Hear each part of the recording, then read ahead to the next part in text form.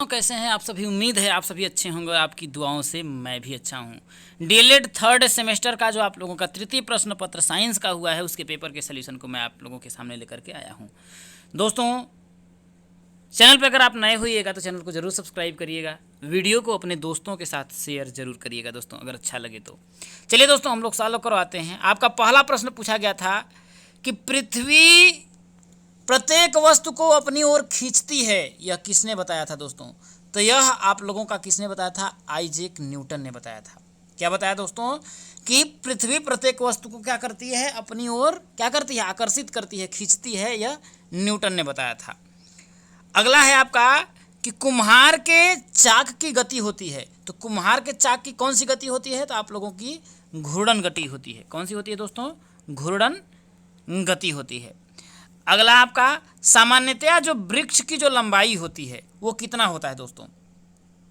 तो अगर कोई वृक्ष है दोस्तों, तो लगभग आप लोगों की उसकी लंबाई तो भैया मेरे अनुसार 30 मीटर से अधिक ही होनी चाहिए, या 30 से 30 मीटर भी, ये कौन सा इसमें करेक्ट होना चाहिए। लेकिन मेरे अनुसार दोस्तों, अगर वृक्ष है दोस्तों तो आपका 30 मीटर से अधिक होना चाहिए। आप लोग कमेंट करके बताइएगा तीसरा है कि चौथा। इसमें मैं कन्फ्यूजन में हूँ, क्योंकि 3 मीटर 30 मीटर है तो ये भी सही हो सकता है, और 30 मीटर से तो अधिक तो ये श्योर हो आप लोगों का दोस्तों वृक्ष ही होगा। ठीक है दोस्तों, लेकिन ये भी आप लोगों का सही हो सकता है। चलिए आगे बढ़ते हैं। अगला है आपका, देखिए कि प्रथम प्रकार के उत्तोलक का जो उदाहरण है दोस्तों, तो इसमें प्रथम प्रकार का जो उत्तोलक होगा आपका हैंड पंप हो जाएगा। क्या हो जाएगा दोस्तों? हैंड पंप आप लोगों का हो जाएगा। अगला है कि अवशेषी अंग होते हैं दोस्तों। तो अवशेषी अंग ऐसे होते हैं दोस्तों जो अनावश्यक होते हैं दोस्तों, ठीक है, जिनका हम लोग यूज नहीं करते हैं। तो आप लोगों का क्या हो जाएगा? आपका तीसरा हो जाएगा अनावश्यक। ठीक है दोस्तों, चलिए आगे बढ़ते हैं। आपके 5 विकल्प हो गए। अगला क्वेश्चन है दोस्तों कि तालाब में एक बूंद पानी में सूक्ष्मदर्शी से देखे जाने वाले किन्हीं 4 जीवों के आप लोगों के नाम बताना है। तो किस चीज़ से दोस्तों? सूक्ष्मदर्शी से। तो आप जानते हैं कि पानी में क्या आपका पाया जाता है? बैक्टीरिया भी तो पाया जाता है, तो आपका बैक्टीरिया भी हो जाएगा।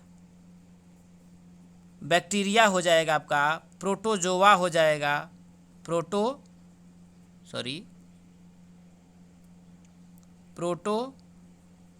हो जाएगा आपका। और क्या हो जाएगा दोस्तों? बैक्टीरिया हो जाएगा, प्रोटोजोआ हो जाएगा, और आपका शैवाल भी हो जाएगा, कवक हो जाएगा आपका, कवक, शैवाल। ये सभी क्या होंगे दोस्तों? जो आप लोगों के नग्न आंखों से नहीं दिखाते, सूक्ष्मदर्शी की सहायता से देखते हैं, तो उसे बोलेंगे दोस्तों। अगला है आपका सभी हरे पेड़ पौधे स्वपोषी क्यों कहलाते हैं दोस्तों? क्योंकि वो जो होता है भोजन दोस्तों स्वयं बनाते हैं। भाई सूर्य की उपस्थिति में अपना भोजन क्या कहते हैं दोस्तों? स्वयं बनाते हैं, स्वयं बनाते हैं दोस्तों, किसी की सहायता नहीं लेते हैं, इसलिए उनको स्वपोषी बोलते हैं दोस्तों। ठीक है। अगला है दोस्तों कि कैरोमल क्या है, इसका क्या उपयोग है दोस्तों? तो बोल सकते हैं कि कैरोमल जो होता है दोस्तों वो भुनी हुई शक्कर जो होती है दोस्तों, ठीक है, भुनी हुई शक्कर जो होती है दोस्तों, या बोल सकते हैं भुनी हुई जो चीनी होती है, जिसका इस्तेमाल दोस्तों भोजन को रंग और स्वाद देने के लिए किया जाता है, वो आप लोगों का दोस्तों कैरोमल होता है। क्या होता है दोस्तों? भुनी हुई जो शक्कर होती है जिसका जो उपयोग होता है भोजन में, क्या होता है दोस्तों? रंग और स्वाद देने के लिए किया जाता है दोस्तों। ठीक है।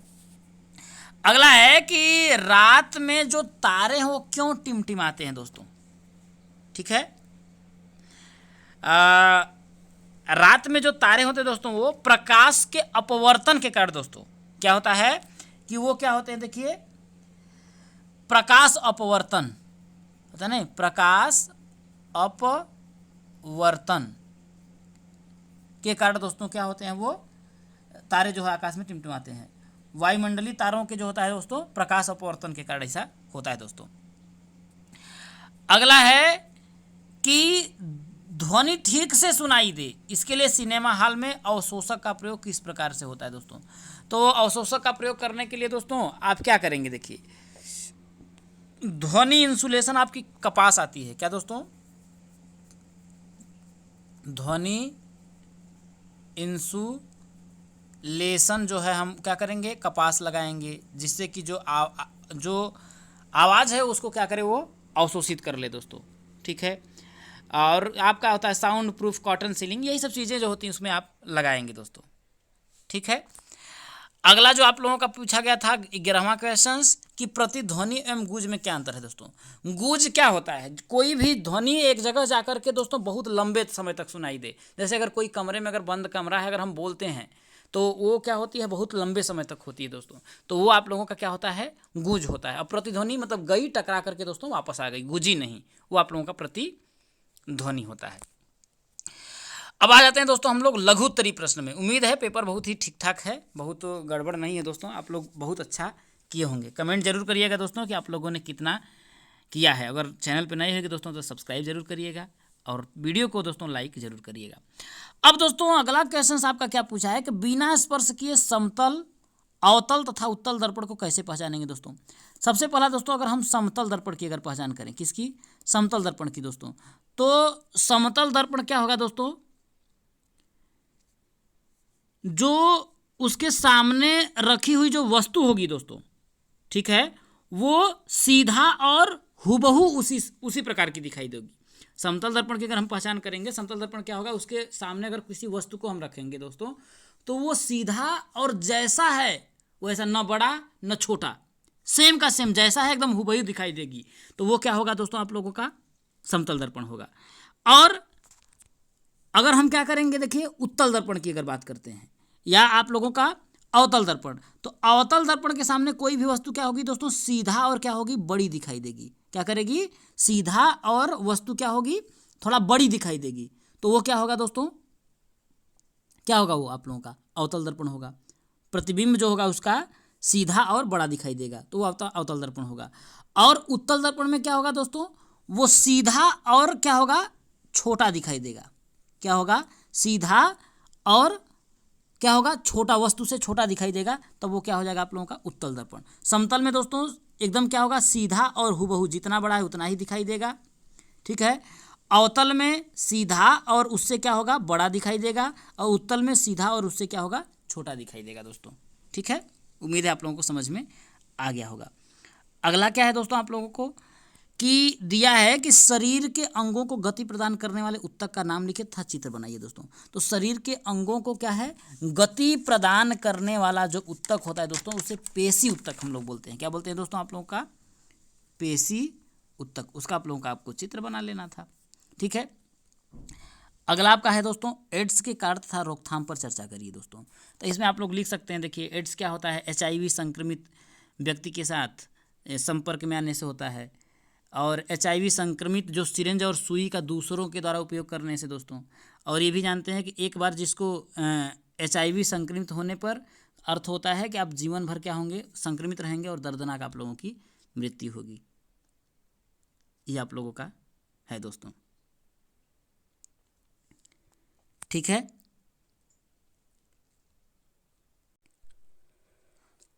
अगला क्या है आपका दोस्तों कि प्रकीर्णन से आप क्या समझते हैं, उदाहरण देकर के समझाइए। तो प्रकीर्णन क्या होता है दोस्तों, जैसे होता है कि आपतित प्रकाश का किसी कण द्वारा सभी दिशाओं में विकृत कर दिया जाना ही प्रकीर्णन है दोस्तों।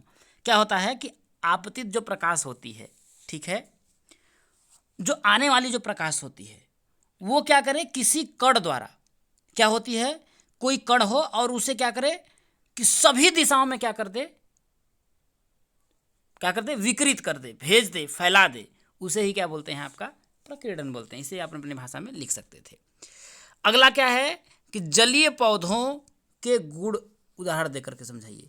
तो जलीय पौधे का गुण क्या होता है दोस्तों, तो जलीय पौधों का जो तना होता है दोस्तों, ठीक है, वो लंबा होता है, खोखला और हल्का होता है। इसका जलीय पौधे का जो तना होता है वो लंबा होता है, खोखला होता है और क्या होता है, लंबा होता है, खोखला होता है और क्या होता है, ये हल्का होता है। क्या होता है, हल्का, लंबा, खोखला और हल्का होता है। दूसरा क्या होता है कि इसकी जो जड़ें होती हैं वो कम लंबी होती हैं। जो इसकी जड़ें होती हैं वो क्या होती हैं, कम लंबी होती हैं जलीय पौधे की। और क्या होता है, तना जो होता है जल की सतह तक ही वृद्धि करता है। तो ये सभी इसके उदाहरण है दोस्तों। अगला है कि सुचालक तथा कुचालक पदार्थों में अंतर उदाहरण देकर स्पष्ट करिए। देखिए सुचालक पदार्थ क्या होता है, देखिए जो क्या करे कि जो ऊष्मा है उसका एक जगह से दूसरे जगह तक क्या करे, स्थानांतरित करे। ठीक है, ऊष्मा को एक जगह से दूसरे जगह तक स्थानांतरित करे तो वो सुचालक होता है, और कुचालक ऊष्मा का स्थानांतरण न करे। या आप बोल सकते हैं कि विद्युत का जो एक जगह से दूसरे जगह तक स्थानांतरण करे उसे सुचालक कहते हैं, और कुचालक जो स्थानांतरण न करे।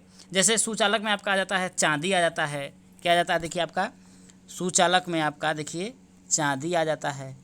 ठीक है, एल्यूमिनियम आ जाता है, एल्यूमिनियम, ये सभी क्या है, विद्युत ऊष्मा की क्या है, सुचालक हैं। और क्या है आपका, और कुचालक में आपका आ जाता है रबड़ आ जाता है, प्लास्टिक, सूखी लकड़ी।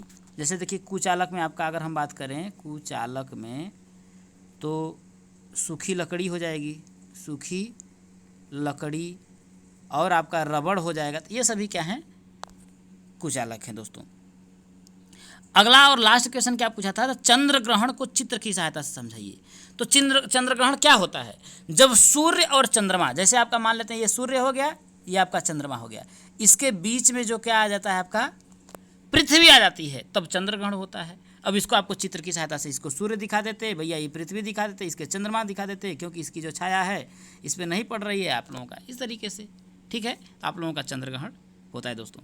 तो उम्मीद है आप लोगों को वीडियो पसंद आई होगी। चैनल पर अगर आप नए होइएगा दोस्तों तो चैनल को आप सभी सब्सक्राइब जरूर करिएगा दोस्तों। अगर टेलीग्राम को भी अगर आप लोगों ने नहीं ज्वाइन किया है तो उसे जरूर ज्वाइन करिएगा, डिस्क्रिप्शन में आप लोगों को लिंक मिल जाएगी, या आप सीधे आप जाकर के सक्सेना CP क्लासेस आप सर्च करिएगा, आप लोगों को वहाँ पर मिल जाएगा दोस्तों। तो मिलेंगे अगली वीडियो में। अगर आपके पास मैथ का पेपर है तो मिल जाए तो जल्दी से दोस्तों आप भेजने का प्रयास करिएगा मेरे व्हाट्सएप नंबर पर, या आप टेलीग्राम पर। मेरा व्हाट्सएप नंबर 9452283509 पर दोस्तों। जितना जल्दी आप भेजेंगे उतनी जल्दी मैं सल्यूशन दे पाऊँगा दोस्तों। आज के लिए इतना ही, जय हिंद।